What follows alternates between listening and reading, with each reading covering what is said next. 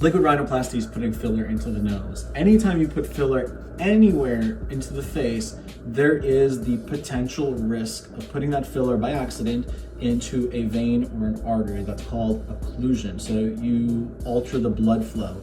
And if you don't get blood flow to an area, the skin of that area dies, and it is very dangerous. In other times, certain vessels of our face also lead up to the brain. And in this area, a lot of these vessels do connect to brain vessels. So there is the unfortunate risk of blindness and or a stroke.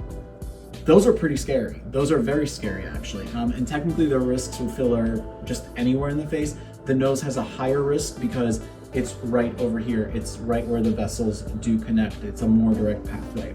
The other part about the nose is it's different than other areas of the face. It's not just these areas where there's soft tissue.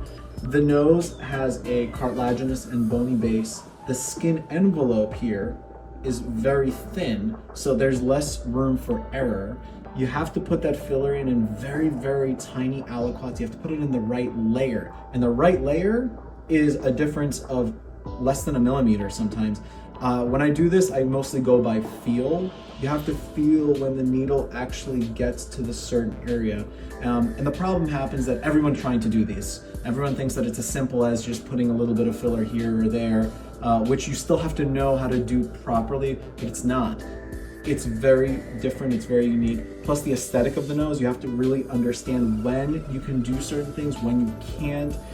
There's really just a lot to it, from the aesthetic standpoint to understanding each individual nose. When is a liquid going to work? When is it going to give you only a very temporary result and actually be a negative in the long run? But the big danger is really, unfortunately, the blindness, stroke, and occlusion, where the skin can die. You can prevent certain things, decrease the chances of them by being very careful, injecting in the right layers, not pushing very hard, and injecting very, very tiny amounts.